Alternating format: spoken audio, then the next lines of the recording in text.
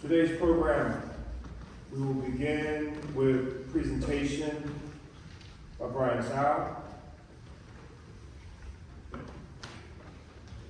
We will have a music performance, a piece from Dvorak performed by Charlotte Dressel with accompaniment from Mr. Morozov, and we will have a closing announcement from Dr. Peretz. Welcome, Brian.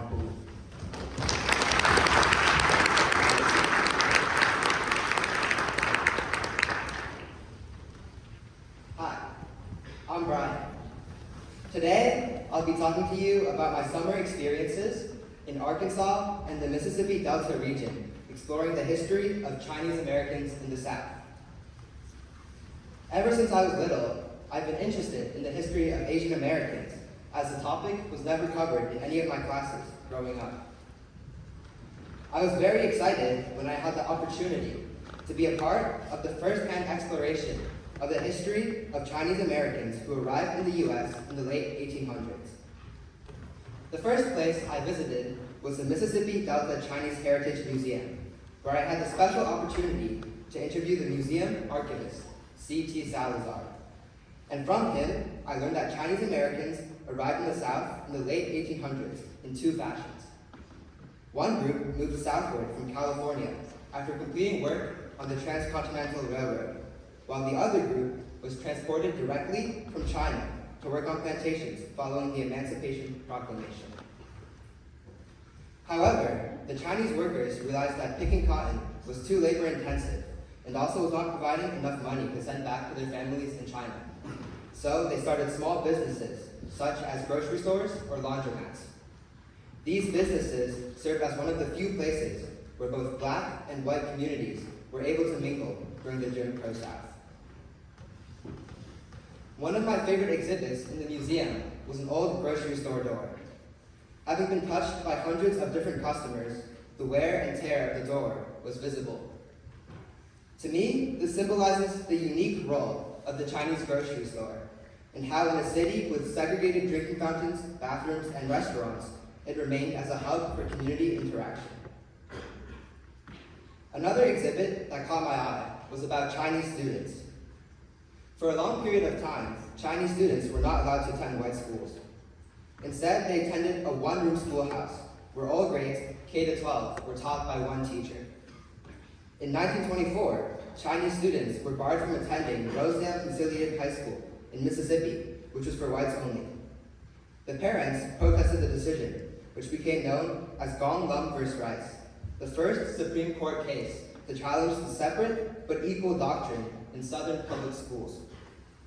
Though the case was unsuccessful, it served as a building block to the landmark decision of Brown v. Board of Education that rules school segregation as a violation of the 14th Amendment 30 years later.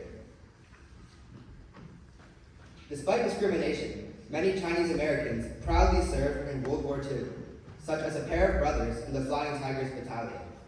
The Flying Tigers were specifically created by the U.S. to help China defend against attacking Japanese aircraft, and thus Chinese Americans were able to fight for both sides of their identity.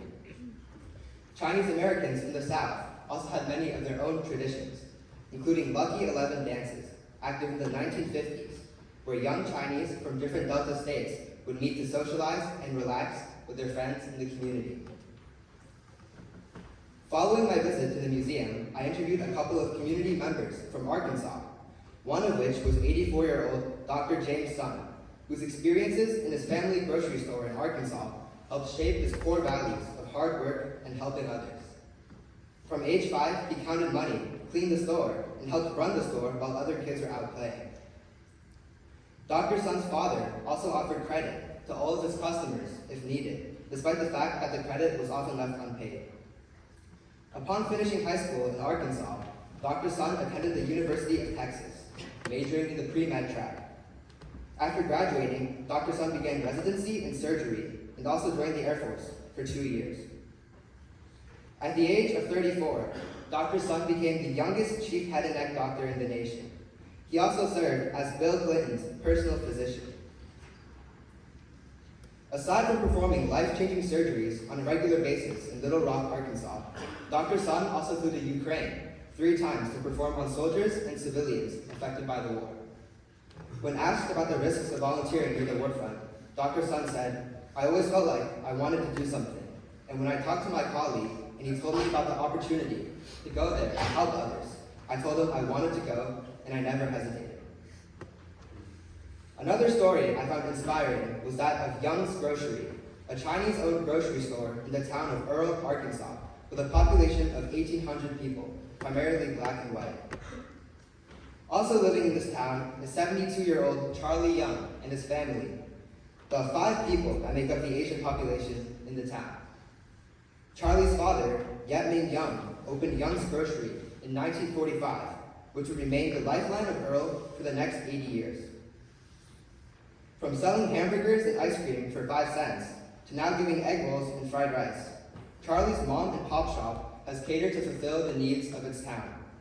When requested by customers, Charlie added a large collection of wigs. Another specialty of Young's Grocery is their multiple shelves of candy supply. When asked about the supply, Charlie proudly said, "These candies can't be found in any other store, not Walmart, Target, or any store within 100 miles. It was refreshing to see how Charlie's store could connect a community with diverse backgrounds and experiences for so long. One customer, Chester, emphasized the importance of the store, saying, "I don't think Earl would be here without it, to be honest with you." He also told me about the time his son broke his leg, and Charlie helped personally deliver groceries to him as Chester was out of town. Other customers echoed Chester's sentiment. The town's pastor said, "Without Young's Grocery store here, I imagine we would be like a lot of other towns that have nothing." Both Charlie's enthusiasm and the store's continued support of the town led to customer interactions full of warmth, no matter if they were young kids, farmers, or business owners. It's incredible that Chinese American immigrants in the South went from sleeping in the back of grocery stores to becoming lifesavers and community leaders and builders. Not only did they work hard for their own improvement, but they also strived to better their community. The stories of these immigrants deserve to be shared and taught. Asian American history is American history. 2 years ago, New Jersey became the second state to pass bills that mandated the inclusion of Asian American history into K-12 school curriculum. Today, 12 states in the U.S. have passed similar bills, and the implementation of curriculum is already underway. However, there are still loads of undiscovered stories to be found and told. It is vital that we actively seek out our own roots and advocate for the inclusion of the many hidden histories that tell a holistic story of the United States. Thank you.